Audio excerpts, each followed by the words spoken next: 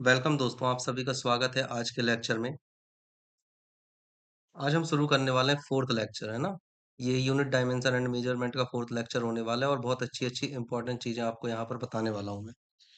कल हमने पढ़ लिया था व्यावहारिक मात्रक के बारे में। व्यावहारिक मात्रक क्या होते हैं, मूलभूत मात्रक क्या होते हैं, इसके अलावा व्युत्पन्न मात्रक क्या होते हैं और भी कुछ इकाइयाँ हमने पढ़ी थी जो अक्सर एग्ज़ाम्स में पूछी जाती हैं।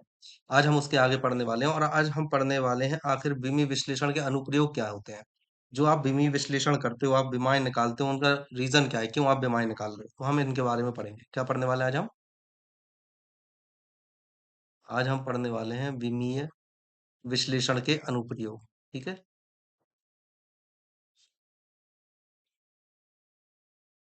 विमीय विश्लेषण के अनुप्रयोग आज हम पढ़ेंगे। ठीक है, सबसे पहला तो इसका अनुप्रयोग ये होता है कि आप किसी भी भौतिक राशि, जो भी आपको भौतिक राशि दी हुई होती है, आप उसे जिस मात्रक पद्धति में निकालना चाहो निकाल सकते हो। कहने का मतलब ये है, जैसे मान लीजिए आपको एक भौतिक राशि दे दी बल, ठीक है? बल दी। अब आपसे बोला गया कि इसे एमकेएस में निकालो या इसे सीजीएस में निकालो, तो आप दोनों निकाल सकते हो। जैसे बल का फॉर्मूला क्या होता है? F is equal to M A, ठीक है? एम के लिए हम किलोग्राम का यूज करते हैं। त्वरण की इकाई क्या होती है? मीटर प्रति सेकंड स्क्वायर। अब देखिए, ये है, अगर यहां से हम विमीय सूत्र निकालें तो किलोग्राम के लिए m की पावर 1, मीटर के लिए l की पावर 1 और सेकंड के लिए -2, इस तरह से निकलती है। अब सपोज कीजिए यहां पर आपसे बोला गया है कि एमकेएस में क्या निकालोगे? एमकेएस में और सीजीएस में आपसे पूछा गया। अब जैसे अगर आपको एमकेएस में निकालने के लिए बोला गया तो आप यहाँ पर एमकेएस की पद्धति के अनुसार लोगे, मतलब द्रव्यमान की जगह पर आप किलोग्राम ले लोगे, ठीक है? और एमकेएस में दूसरी चीज़, सेकंड की जगह पर तो आप सेकंड ही लेते हो। दूसरा, इसके अलावा जब लंबाई आप लेते हो तो लंबाई की जगह पर आप मीटर ले लोगे। समझ में आ रही है बात? मीटर पर सेकंड स्क्वायर हो जाएगा, ठीक है? अब अगर आपसे सीजीएस में बोला जाता है तो एम की जगह, मतलब द्रव्यमान की जगह पर आप ग्राम ले लोगे क्योंकि सीजीएस है। और दूसरी चीज़, अगर लंबाई पूछी जाती है तो आप सेंटीमीटर ले लोगे और सेकंड के लिए सेकंड ही लोगे, सेकंड टू द पावर -2। इसलिए आप निकाल सकते हो, आपको कोई भी पद्धति में आपसे निकालने को बोला जाए, आप उसे निकाल लोगे। अगर आपको एफपीएस में निकालने के लिए बोला जाता है तो आप एफपीएस में भी निकालोगे। फुट, पाउंड और सेकंड होता है इसमें, ठीक है? तो एफ फुट, दूसरा होता है पाउंड पर सेकंड स्क्वायर, ये हो जाएगी। तो आप जिस किसी भी स्टैंडर्ड में निकालना चाहते हो आप निकाल सकते हो, ये होता है इसका पहला रूल। आपको बस विमाएं दे दी तो आपके उसके बाद खेल खत्म। आप जैसे निकालना चाहो आप निकाल सकते हो, ठीक है? अगला हम देखते हैं। अगला अब हमारे पास में है दूसरा जो इसका, चलो कुछ क्वेश्चन कर लेते हैं लेकिन। देखिए, आपसे इस चीज़ को ऐसे पूछा जाएगा, आपको दे दिया जाएगा एक सूत्र। सूत्र मान लीजिए कि दे दिया P plus A by B square, A upon B square, और एक इंटू में आपको दे दिया V minus B equal to constant value, ठीक है ना?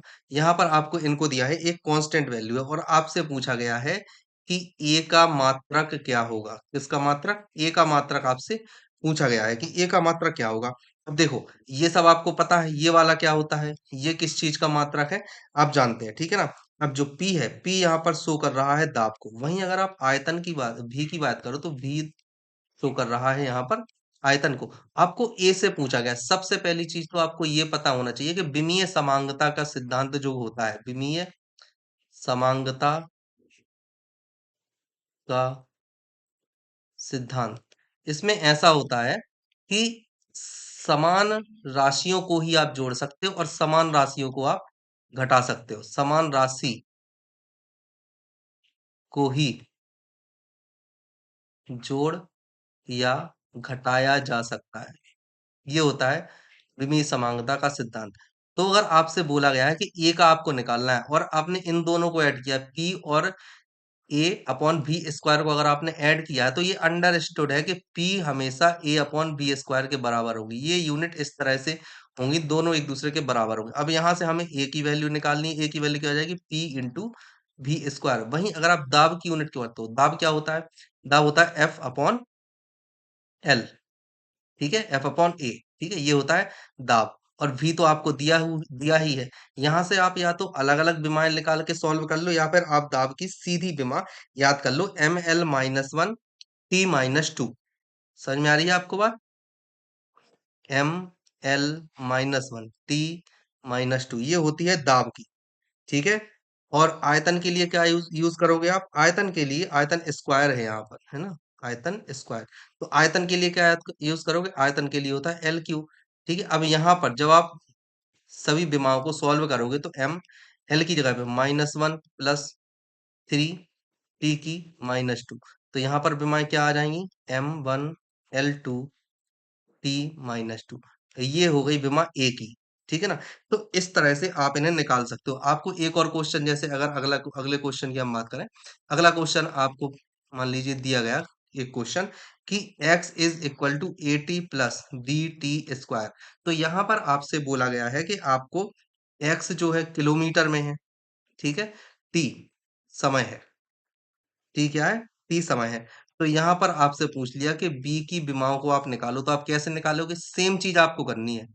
जो ये है, ये एक्स किलोमीटर में है, तो ये भी किलोमीटर मतलब लंबाई की ही इकाई होंगी और ये भी लंबाई की इकाई होगी। तो एक्स इक्वल टू आप लिख सकते हो बी टी स्क्वायर। ठीक है, एक्स क्या होती है? लंबाई की इकाई है, मतलब किलोमीटर में है। ठीक है, बी की आपको निकालना है और टी है सेकंड में, तो सेकंड स्क्वायर यहां से क्या आ जाएगी? यहां से बी की इकाई आ जाएगी किलोमीटर पर सेकंड स्क्वायर। समझ में आ रही बात? मतलब कि दूरी बटे समय का वर्ग। ये आ गई आपकी इकाई। क्या हो जाएगा यहाँ पर? M0 L1 T-2 ये आया। इस तरह से ही आपको क्वेश्चन सॉल्व करने हैं। ठीक है, इस तरह के क्वेश्चन अक्सर पूछे जाते हैं एग्जाम्स में, जैसे रेडियो ऑपरेटर वगैरह हैं तो इस लेवल के क्वेश्चन पूछ लिए जाते हैं। और भी जैसे आपके एएलपी हो गया या फिर टेक्नीशियन की जो वैकेंसी आने वाली है, वो बाकियों की तरह नहीं आएगी। बाकियों में जैसे नॉर्मल एकदम साधारण से क्वेश्चन आपसे पूछ लिए जाते हैं, वैसे क्वेश्चन नहीं पूछेंगे।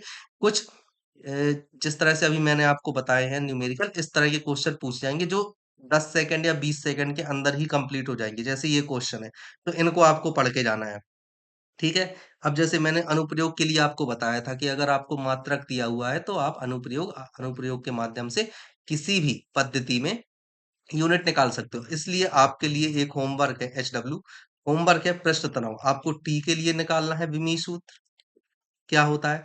दूसरा पहला क्वेश्चन ये है, और दूसरा क्वेश्चन आपका है गुरुत्वीय नेतांक जी के लिए, गुरुत्वीय नेतांक जी के लिए। ठीक है, फॉर्मूला मैं आपको बता देता हूँ। फॉर्मूला होता है F is equal to G M1 M2 upon R square. ठीक है, एफ होता है बल, फोर्स। M1 और M2 दोनों पिंडों का द्रव्यमान है और आर है दोनों पिंडों के बीच की दूरी। तो आपको जी का विमीय सूत्र निकालना है, आप कर लोगे। चलिए अगले पर आते हैं। अगला आपको जो अनुप्रयोग है, दूसरा अनुप्रयोग ये है कि आप भौतिक नेतांक या गुणांक की विमाएं ज्ञात कर सकते हो। जैसे कि आपने एक फॉर्मूला पढ़ा होगा E equal to H nu. ठीक है, यहाँ पर H क्या होता था? H होता था प्लांक कांस्टेंट, होता था H, होता था कि नहीं? E क्या होती थी? E होती थी एनर्जी। क्या होती थी? एनर्जी। और न्यू क्या होता था? ये होती थी आवृत्ति। आवृत्ति मतलब फ्रीक्वेंसी होती थी ना? तो यहाँ पर आप इसका निकालना चाहते हो गुणांक का, कांस्टेंट वैल्यू का। तो एच प्लांक नेतांक इक्वल टू हो जाएगा ई अपॉन न्यू। ठीक है, ई होती थी ऊर्जा की इकाई, ऊर्जा या कार्य एक ही इकाई होती, तो ई होती है ऊर्जा की इकाई। वहीं अगर आप भी की बात करो, आवृत्ति आवृत्ति होती है प्रकाश में वेग बटे लैम्डा तरंग दैर्ध्य। समझ गए? ये होती है आवृत्ति। अब देखो एफ की ई की इकाई आप सभी को पता है कि ई की इकाई क्या होती है, पता है ना आपको? ई की इकाई होती है ML2T-2। ठीक है, अब देखो यहाँ पर कायदे से अगर देखा जाए तो सी जो होती है ये होती है प्रकाश की चाल। ठीक है, प्रकाश की चाल होती है सी। ठीक है, लेकिन प्रकाश की चाल है कांस्टेंट, इसलिए ये जो प्रकाश की चाल है कांस्टेंट, इसे हम हटा देंगे, अपॉन में हम लिखेंगे लैम्डा की वैल्यू 1/लैम्डा, या आवृत्ति का हम सीधा लिखेंगे। आवृत्ति का क्या होता है? 1/टी। आवृत्ति बराबर 1/टी होता है। ठीक है, और टी की क्या होती है? सेकंड। तो ML2T-2। और यहाँ पर समय है, ये टी क्या होता है? ये होता है समय। ठीक है, समय क्या हो जाएगा? सेकेंड इनवर्स, मतलब कि ऊपर जाएगा तो क्या हो जाएगा? M1L2T-2, और ये वाला टी ऊपर जाएगा तो T⁻1। मतलब आपका आंसर क्या आ गया यहाँ पर? यहाँ पर आपकी विमाएं जो आएंगी प्लांक कांस्टेंट की एच की, वो आ जाएंगी M1L2T-1। ठीक है, ये होता है। तो आप इससे दूसरा आपका ये है कि आप गुणांक जो भी आपको दिए हुए हैं कांस्टेंट वैल्यूज, उनको भी आप निकाल सकते हो, उनके भी विमीय सूत्रों को आप ज्ञात कर सकते हो। ठीक है, ये आपको याद रखना है। ओके, अगला आपके लिए इसी चीज से रिलेटेड एक होमवर्क जो मैं देना चाहता हूँ। ये है आपका एक होमवर्क का क्वेश्चन जिसे आपको सॉल्व करना है। आपको निकालना है, आपने फॉर्मूला पढ़ा होगा, PV is equal to N R T. यहाँ पर आर क्या होता है? आर होता है गैस नियतांक, टी होता है टेम्परेचर, एन होता है पदार्थ की मात्रा जो कि मोल में होती है, भी होता है आयतन और पी होता है दाब या प्रेशर। तो आपका ये है कि आपके लिए क्वेश्चन है, आर जो कांस्टेंट होता है इसकी आपको विमाएं निकालनी है, जैसे ये निकाली है। समझ में आ रही है बात? इसकी आपको विमाएं निकालनी है। चलिए अगले क्वेश्चन हैं। तो अनुप्रयोग मैंने आपको बता दिए हैं, ठीक है।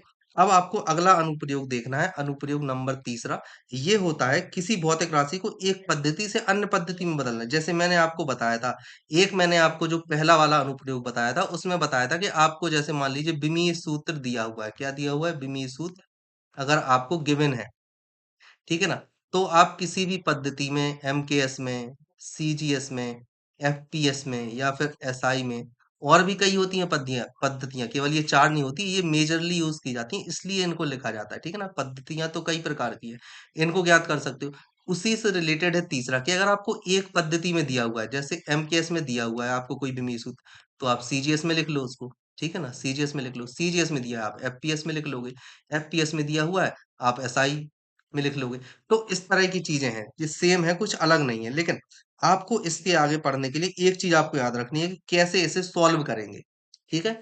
इसको एक अंदर की डिटेल में आपको बताने वाला हूँ कि किस तरह से इसे करेंगे। देखिए, हम सभी ने पढ़ा था कि जो राशि होती है ना, राशि क्यू, वो किस चीज का होता है? न्यूमेरिकल वैल्यू और यूनिट, इन सबको मिलाकर बोलते हैं। ये क्या होती है? ये होती है राशि, ठीक है। ये क्या होता है? ये होता है आंकिक मान। क्या होता है? आंकिक मान। और जो ये यू होती है, ये क्या होती है? इकाई। क्या होती है? इकाई। और यहीं से हमने निष्कर्ष निकाला था कि n जो होता है, मतलब आंकिक मान, इकाई का व्युत्क्रम व्युत्क्रम होता है, यू है ये, है ना? मतलब अगर आप किलोमीटर में निकालते हो तो n की वैल्यू कम होगी, वहीं आप मीटर में निकालोगे तो n की वैल्यू ज्यादा हो जाती है। ये हमने पढ़ा था। अब देखो इसको सॉल्व हम कैसे करते हैं। देखो, सबसे पहले जैसे हमने माना कि हमने मान लिया कि कोई भौतिक राशि है जिसका विमीय सूत्र हमने मान लिया कि m की पावर a, ठीक है, l की पावर b और टी की पावर सी है। हमने ये मान लिया, ये चीज हमने मानी, ठीक है ना? भौतिक राशि ये है, ठीक है। ये आंकिक मान। अब इसकी हमने दो पद्धतियां ली, ठीक है। दो पद्धतियां, एक पद्धति में हमने m को m1 लिखा, l1 लिखा, t1 लिखा, दूसरी पद्धति में m2 लिखा, l2 लिखा और t2 लिखा, ठीक है। इनके ऊपर घातें सेम रहेंगी, a b c। आप तो जानते हैं ना, घातें नहीं बदलती हैं भौतिक पद्धति में, a b c ये दोनों सेम रहेंगी दोनों ही पद्धतियों में, ठीक है। लेकिन लेकिन इसके आगे का जो है कि दोनों पद्धतियों में सेम है, तो हमने यहां पर ये वाला जब हमने फॉर्मूला लिखा था, Q is equal to N into U, ये वाला फॉर्मूला हमने लिखा था।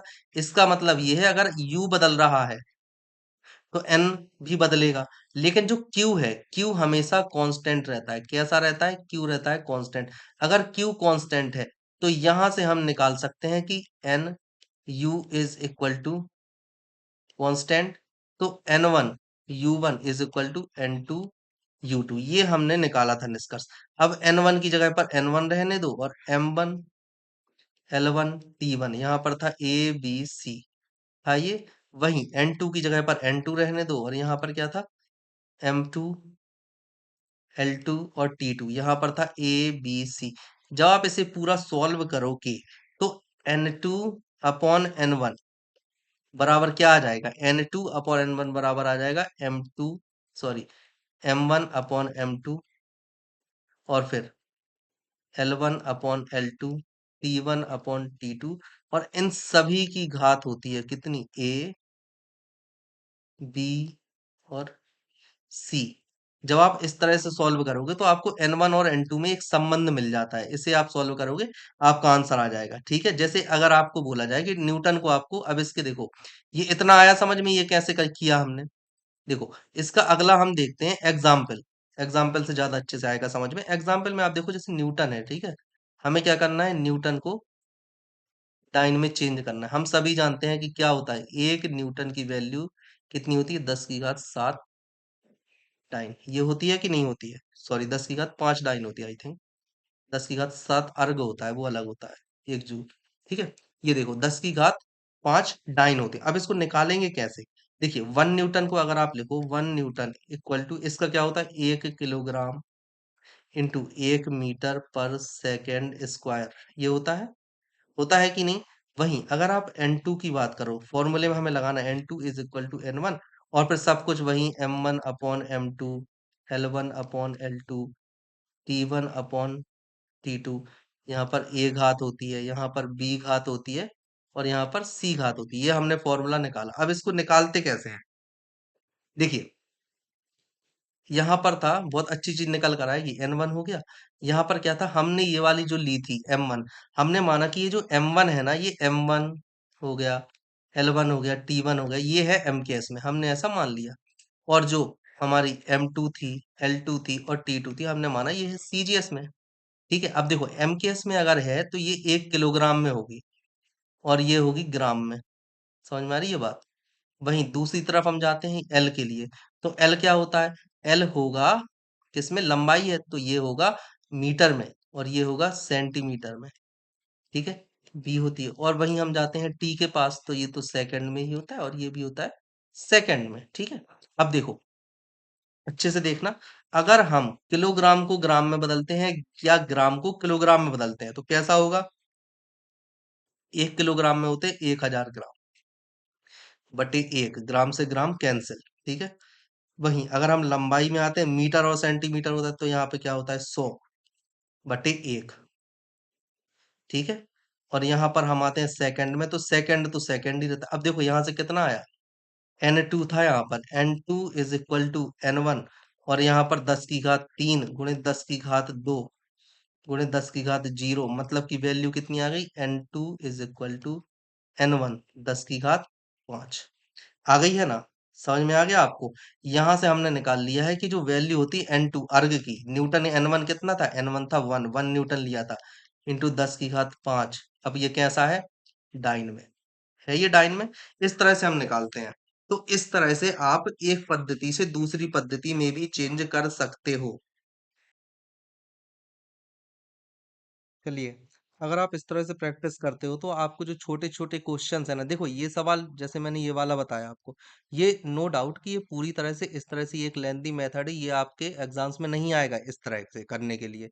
लेकिन आपको पता होना चाहिए कि ये चीजें होती कैसे हैं, आपके पास समय है, यदि आपके पास समय नहीं होता तो आप सीधे ऑब्जेक्टिव लगाकर आगे बढ़ जाओ, है ना? लेकिन अगर आपके पास में चीजों को समझने का समय है, तो आपको चीजें समझना चाहिए, उसके बाद जब आप क्वेश्चन सॉल्व करोगे या किसी भी चीज की थ्योरी पढ़ोगे, तो आपको पता रहेगा कि कैसे पढ़ते हैं, ठीक है ना? 1 न्यूटन बराबर 10 की घात 5 डाइन कैसे आता है, आप ये निकाल सकते हो। और जब आप इस तरह के 2-4 क्वेश्चन होमवर्क के तौर पर करोगे ना, तो डेफिनेटली इससे आपको बहुत ज़्यादा फायदा होगा, आपकी एक अंडरस्टैंडिंग बढ़ेगी। आपके लिए विमीय सूत्र, मात्रक, राशियाँ ये बहुत बच्चों जैसी चीज़ हो जाएँगी। समझ गए? खेला करोगे आप इन सब से। इसी इसी कड़ी में मैं आपको एक होमवर्क देना चाहता हूँ। होमवर्क लिख लीजिए। आपको क्या करना है, जो ग्रेविटेशनल कांस्टेंट होता है, ग्रेविटेशन कांस्टेंट होता है ना? मतलब गुरुत्वीय नियतांक होता है। इसकी वैल्यू क्या होती है? जी इज इक्वल, आप सभी ने पढ़ा हुआ, कई बार एग्जाम्स में आया है, 6.67 इंटू 10⁻⁻8 सेंटीमीटर क्यूब पर सेकेंड, है ना? स्क्वायर। ठीक है ना, ऐसा होता है, पर ग्राम पर सेकेंड स्क्वायर, इस तरह से होता है। ठीक है, अब देखो ये कैसे निकाला था, वो फॉर्मूला होता है ना, F बराबर M1 M2/R², यहाँ पे होता है G, तो ये ऊपर जाता है, ठीक है ना, यहाँ पर हो जाएगा, F नीचे आ जाएगा, इसी तरह से फिर बनती है रिएक्शंस वो सब। F को आप MA लिख लोगे, ठीक है ना, MA लिख लोगे, तो ये क्या हो जाएगा? ग्राम इंटू मीटर पर सेकेंड स्क्वायर। यहाँ से क्या हो जाएगा? G तो है ही, तो ग्राम का स्क्वायर, इसका 1 ग्राम और इसका 1 ग्राम, और यहाँ पे होगा मीटर स्क्वायर। तो ये इस सब को जब आप पूरा सॉल्व करोगे, सेंटीमीटर लिख लेना यहाँ, सेंटीमीटर स्क्वायर। जब आप इसे पूरा का सॉल्व करोगे, तो जी की जो यूनिट है वो ये आ जाएगी। ठीक है, ओके। चलिए, तो आपको ये निकालना है, आपको इसमें क्या चीज कन्वर्ट करनी है, जो यहाँ पर आपको जी दिया हुआ ना, जी दिया हुआ है, ये दिया हुआ है आपको सीजीएस में। आपको क्या करना है, आपको इसको एमकेएस में निकालना है, कैसे क्या होता है। ठीक है, समझ में आ रही है बात? बढ़िया। हालांकि नियतांक इतना कोई अंतर पड़ने वाला नहीं है उसमें, लेकिन फिर भी ओके। चलिए, आगे बढ़ते हैं। हमने 3 अनुप्रयोग पढ़ लिए हैं, अब हम पढ़ेंगे चौथा अनुप्रयोग। किस चीज का चौथा अनुप्रयोग? विमीय विश्लेषण का। आखिर हम विमाएं निकालते क्या क्यों है, उसका आप चौथा अनुप्रयोग अब हम देखने वाले हैं। सबसे पहली चीज, जैसे हमें कोई भौतिक संबंध दिया जाता है ना, भौतिक संबंध देते हैं, तो उसके विमीय रूप की शुद्धता की आप जांच कैसे करोगे? आपको कोई भौतिक संबंध दे दिया, जैसे F बराबर ma दे दिया, इसका विमीय सूत्र भी आपको दे दिया अच्छे से निकाल के, MLT-2, यही होता है ना, विमीय सूत्र दे दिया। लेकिन आप ये कैसे देखोगे कि शुद्ध है, मतलब सही है या गलत है? तो उसके लिए भी विमीय विश्लेषण की आवश्यकता होती है, ठीक है ना? और इसे आप निकालते हो कैसे? विमीय समांगता के सिद्धांत से। समझ में आ रही बात? इसमें हम देखते हैं विमीय समांगता,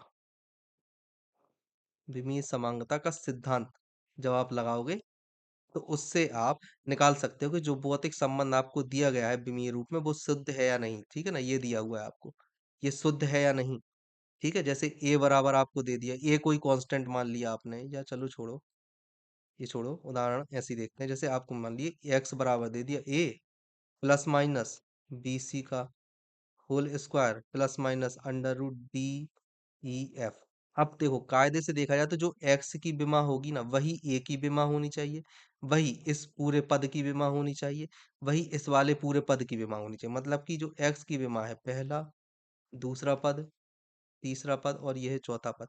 तो जो एक्स की विमा है ना इन सभी पदों की विमाएं समान होनी चाहिए। ये चीज आप निकालोगे, ये चीज आप सत्यता की जांच कैसे करोगे? विमीय सूत्र विश्लेषण यदि आता है तो उससे आप करोगे, विमीय समांगता के सिद्धांत का आप अनुप्रयोग करोगे और उसके अनुसार अगर आप देखो ना तो एक्स की जो विमा है वही विमा ए की होगी, ठीक है? वही विमा आप देखोगे तो बी सी स्क्वायर की होगी और वही विमा होगी under root D E F की। इसलिए हम उपयोग करते हैं विमीय विश्लेषण का, ठीक है? ये चीज आपको याद रखनी है हर हाल में। और अगर इनकी विमाएं अलग अलग होती हैं, यदि ये जो है अगर इनकी विमाएं समान हो जाती, यदि यदि इन सभी की विमाएं समान हैं तो संबंध सत्य होगा। कैसा होगा? तो संबंध सत्य होगा, अन्यथा जो ये संबंध दिया हुआ है अन्यथा यह संबंध असत्य होगा, है ना? मतलब अमान्य होगा या असत्य होगा, ठीक है? ये चीज आपको याद रखनी है, इस तरह से आप निकालोगे। एक और चीज जैसे आपको दे दी एफ इज इक्वल टू, ये दूसरा क्वेश्चन है, ये F is equal to M B square by R square, ये आपको लिखकर दे दिया, ठीक है? अब आप इसे कैसे देखोगे कि ये सही है? आप कैसे देखोगे? देखो एफ की विमा हमें पता है, एफ की क्या होती है? MLT-2, यही होती है ना? एफ की यही होती है। वहीं अगर हम इसकी निकालें तो किलोग्राम, एम द्रव्यमान होता है इसलिए एम की पावर 1, वेग है, वेग होता है मीटर पर सेकेंड, तो मीटर मतलब एल पर सेकेंड स्क्वायर मतलब सेकेंड टू दी पावर -4, ठीक है? ये हो गया। वहीं अब जो आर दिया है आपको, आर ये दूरी होती है, तो इसको ऊपर ले जाओगे तो एल की पावर -2। अब अगर यहाँ से कायदे से देखो तो दोनों बराबर नहीं आ रही है, इसकी ये आ रही है और इसकी आ रही है M1 और एस की पावर -4, इतनी ही आ रही है ना? गलत तो नहीं है बात? सॉरी, मीटर पर सेकंड होती है, 4 नहीं आएगी, यहाँ पर 2 ही रहेगा, है ना? वेग की मीटर पर सेकंड होती है, ये आ रही है। यहाँ से आप देखोगे, यहाँ से आ रही है MLT-2 और इस वाले को पूरा को किया तो MT-1। अब दोनों की अगर देखो तो दोनों की विमाएं समान नहीं है, मतलब कि आपको ये वाला जो संबंध दिया हुआ है, दिया गया संबंध गलत है। यहाँ से ये निकला कि जो संबंध आपको दिया गया है, दिया गया संबंध गलत है या अमान्य है, इनवैलिड है, ठीक है? यहाँ से ये चीज निकल कर आई। ओके, इस इन सब चीजों को देखने के लिए आप इसका उपयोग करते हो, इस तरह का जो विमीय सूत्र होते हैं विश्लेषण, उसका उपयोग करते हो। अब आपके लिए एक और है, एक होमवर्क है, एस बराबर यू टी प्लस या माइनस, जो आप लिखना चाहो, लेकिन प्लस वाला तो ठीक है, माइनस लिख लो, -12 ए टी स्क्वायर। ये गति का नियम है, गति का कौन सा नियम है? ये दूसरा नियम है, ठीक है? सेकंड लॉ ऑफ मोशन है ये, कौन सा? सेकंड लॉ है ये, ठीक है ना? ये वाला। तो आपको इसकी विमाएं निकाल कर ये देखना है कि क्या ये सही दिया हुआ है, ये सही आता है या नहीं, ठीक है?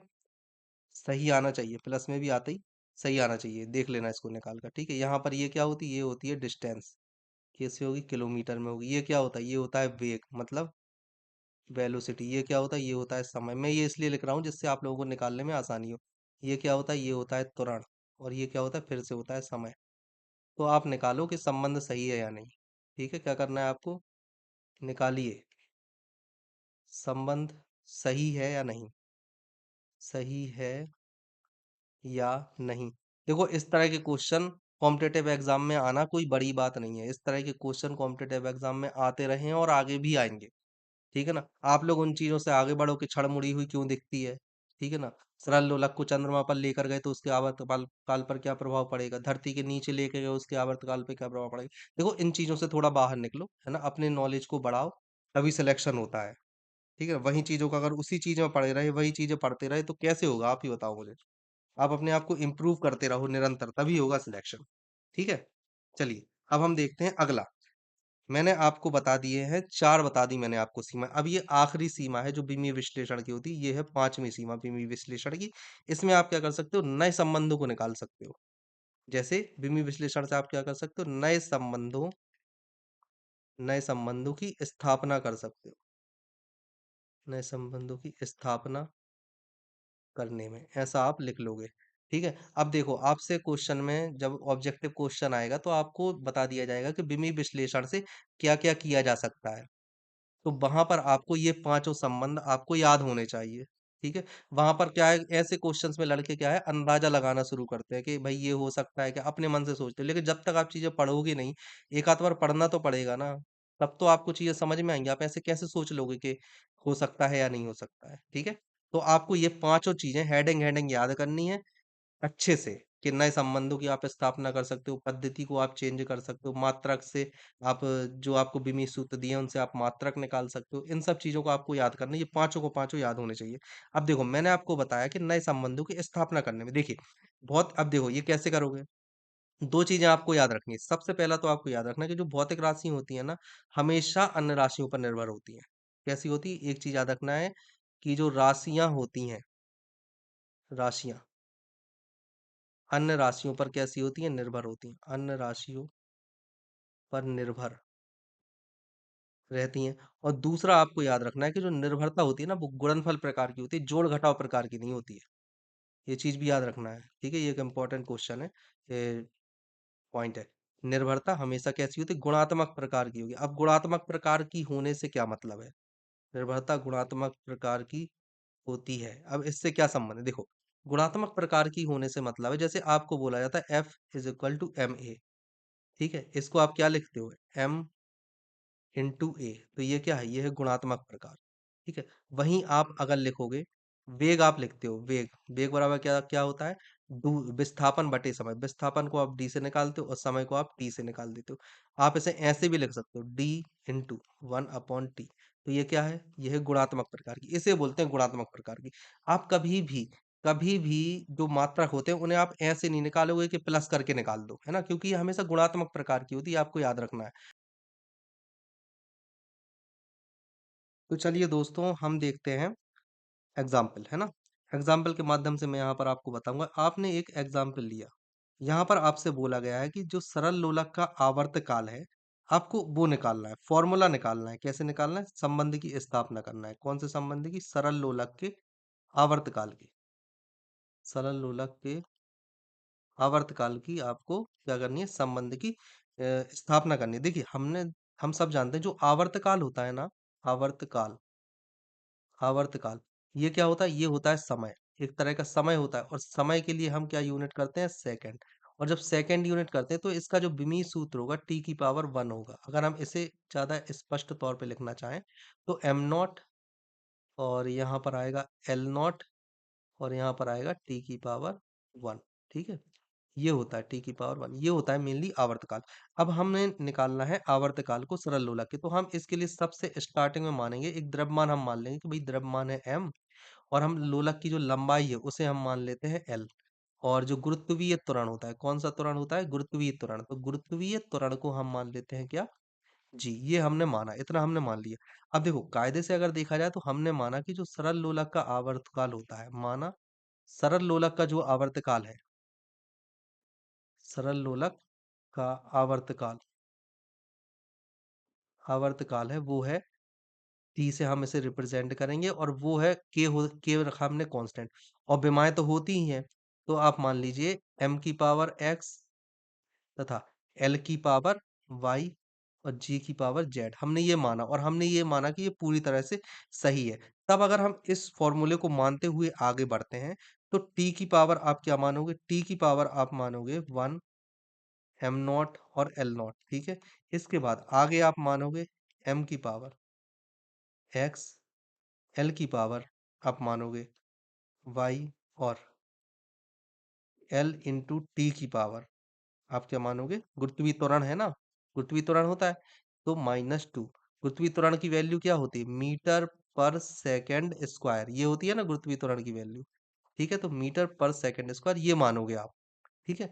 और इसकी पावर होती है जेड। जब आप इसे पूरा सॉल्व करोगे, तो एम की पावर एक्स, एल की पावर वाई, एल की पावर जेड और टी की पावर -2 जेड। इसके आगे और आगे आप जाओगे तो एम की पावर एक्स, एल की पावर वाई और वाई प्लस जेड होगा और टी की पावर क्या होगी? टी की पावर, रुको एक मिनट, थोड़ा क्लियर कर लेता हूँ मैं, है ना। देखो, चलिए आगे बढ़ते हैं। यहाँ पर m की पावर आएगी आपकी x, l की पावर आएगी y प्लस जेड और t की पावर आएगी -2 जेड, ठीक है ना। ये चीज आई आपकी आगे निकल कर। अब आपको कर देनी है तुलना, इस चीज की तुलना आपको करनी है इस चीज से। तो आप क्या करोगे? इन दोनों चीज का आपने क्या किया? तुलना। जब आप इन दोनों चीजों की तुलना करोगे ना, तो x की पावर तो आ जाएगी 0, y की पावर y प्लस जेड आ गया 0 और यहाँ से z इक्वल टू क्या हो जाएगा? -1/2। जब आप तुलना करोगे इन दोनों की, तो z इक्वल टू हो जाएगा -1/2। जब z इक्वल टू -1/2 हुआ, तो इसको इसकी वैल्यू इधर रखोगे जब, तो y इक्वल टू आ जाएगा 1/2। y इक्वल टू आ गया 1/2। तो जो फाइनल इक्वेशन थी, जो हमने इसे मानी थी, ये था हमारा समीकरण 1। जब हम इसमें समीकरण 1 में वैल्यू रखेंगे, समीकरण 1 में मान रखा आपने, मान रखने पर अगले अगले पेज पर देखते हैं। यहाँ पर आपने क्या किया? आपने x, y और z के मान कहाँ पर रखे? समीकरण 1 में रखे आपने। कहाँ रखे? समीकरण 1। और समीकरण 1 क्या था? समीकरण 1 था t is equal to k m की पावर x और l की पावर, जो हमने द्रव्यमान माना था, l की पावर y और हमने g की पावर हमने मानी थी z। अब देखो, वैल्यू रखी तो k है, m x की वैल्यू क्या आई थी? 0 आई थी, ठीक है। वहीं अगर हम y की वैल्यू देखें, तो y की वैल्यू आई थी 1/2 और g की वैल्यू क्या आई थी? -1/2। यहाँ से अगर आप फॉर्मूला निकालोगे, तो k under root L upon under root g, मतलब कि जो आवर्तकाल है वो कितना हो गया? k under root L upon g. अगर हम देखें तो टी यहाँ से समानुपाती हो गया अंडर रूट एल अपॉन जी। ये आपका नया संबंध आ गया और कई प्रयोग किए गए, कई प्रयोग से ये ज्ञात में हुआ है। तो के बराबर 2 पाई होता है, के बराबर, ये कई एक्सपेरिमेंट द्वारा इसे पाया मिला है। क्या मिला है? एक्सपेरिमेंट, एक्सपेरिमेंट द्वारा ये चीज हमें मिली है। क्या मिली है? टी, के की जगह पे 2 पाई रखने पर T is equal to 2 pi into under root L upon g, ठीक है ना। तो यही होता है आवर्तकाल भी। तो इस तरह से, तो ये 5 चीजें होती हैं जिनका जिन चीजों को आप ज्ञात कर सकते हो बिमी विश्लेषण के, बिमीय सूत्र के विश्लेषण से, ठीक है ना। तो अगर आप बिमी विश्लेषण करते हो, ये 5 चीजें निकाल सकते हो। ये 5 चीजें आपको बिल्कुल दिमाग में होनी चाहिए, बिल्कुल आपके होठों पर रखी हुई होनी चाहिए। जब आप क्वेश्चन में देखो कि बिमी विश्लेषण से क्या-क्या किया जा सकता है, उनमें से इनमें से कोई भी एक चीज़ दिखे ऑप्शंस में, आपको क्लिक कर देना है। या आपसे पूछा जा सकता है बिमीय विश्लेषण के द्वारा क्या चीज़ ज़रूरी नहीं है या आप क्या नहीं कर सकते हो, तो आपको इन पाँचों के अलावा जो भी दिखे, आपको उसे टिक करना है, ठीक है? इस चीज़ को याद रखना है। तो आज के लिए इतना रखते हैं और कल फिर मैं आपके लिए अगले लेक्चर में एक बहुत अच्छा टॉपिक लेकर आऊँगा, जिसमें हम बिमीय विश्लेषण की सीमाएँ भी पढ़ेंगे, ठीक है ना? और अगर आपने चैनल को सब्सक्राइब नहीं किया है, तो प्लीज़ सब्सक्राइब कर दीजिए। ये जो मैं क्लासेस ले रहा हूँ, ये क्लासेस हैं सभी एग्जाम के लिए हैं ये क्लासेस, ये केवल एएलपी या फिर टेक्नीशियन के लिए नहीं है। आप ये किसी भी स्टेट एग्जाम या फिर ऑल इंडिया एग्जाम में जब ये क्लासेस, ये फिजिक्स की आप सीरीज पढ़ के जाओगे, इसके बाद मैं क्वेश्चन भी करूंगा, करीब 2 से 2,500 क्वेश्चन हम करने वाले हैं। तो आपके फिजिक्स में एक भी नंबर कटने के चांसेस ही नहीं बचेंगे, ठीक है। तो इन इस सीरीज को आप बहुत अच्छे से एकदम ध्यान में रख लो और इसके नोट्स बना लो आप, ठीक है। आपको कहीं और से पढ़ने की जरूरत नहीं पड़ेगी, ना ही आपको कोई बुक की जरूरत पड़ेगी। ठीक है? आप इसके एक अच्छे से नोट्स बना लो, चीज़ें बहुत अच्छे से समझाऊँगा मैं, चाहे इसमें कितना भी समय लगे, मैं इसको अच्छे से समझाऊँगा, ठीक है? चलो रखते हैं फिर, अपन अगले लेक्चर में मिलते हैं, उसमें हम बिंदु विश्लेषण की सीमाएँ पढ़ेंगे और अगर चैनल को सब्सक्राइब नहीं किया है, तो प्लीज़ चैनल को सब्सक्राइब कर दीजिए और अपने दोस्तों के साथ शेयर भी कीजिए।